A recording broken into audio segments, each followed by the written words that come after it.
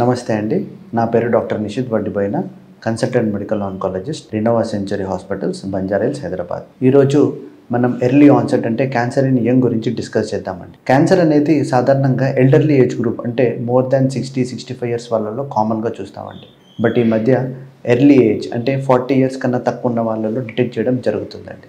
Recent statistics ప్రకారం breast cancer, colon cancer, endometrium cancer and cervical cancer అనేది ఈ young age గ్రూప్లో కామన్గా డిటెక్ట్ చేశారు. అయితే ఈ యంగ్ ఆన్సెట్ క్యాన్సర్లో ప్రత్యేకత ఏంటంటే ఇవి యూజువల్గా అడ్వాన్స్ స్టేజ్ అంటే స్టేజ్ 3, స్టేజ్ 4 క్యాన్సర్స్ లాగా ప్రజెంట్ అవుతాయి.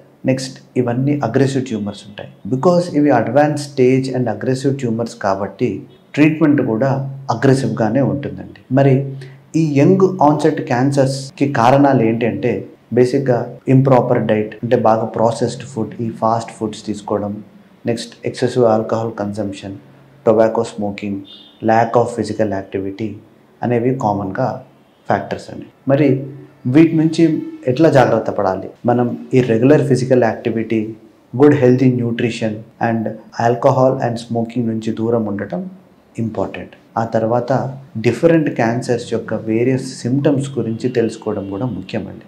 ఇట్లాంటి సిమ్టమ్స్ మీలో నోటీస్ చేసినట్లయితే మీ దగ్గరున్న ఆంకాలజిస్ట్ కానీ ఎనీ డాక్టర్ని కానీ కన్సల్ట్ చేయడం ఇంపార్టెంట్.